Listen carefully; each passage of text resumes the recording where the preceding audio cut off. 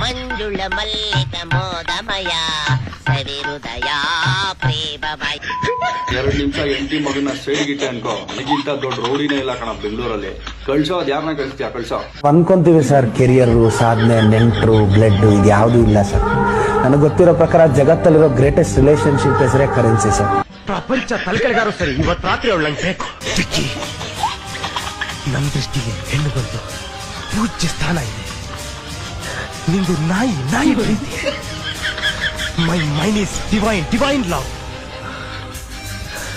ನಿಜವಾದ ಪ್ರೀತಿಗೆ ಕಾಮದೃಷ್ಟಿ ಇರಬಾರ್ದು. ನಾನು ಮಲಗಬೇಕು, ನೀನ್ ಮಲಗಬೇಕು, ನಾವು ಮಲಗಬೇಕು.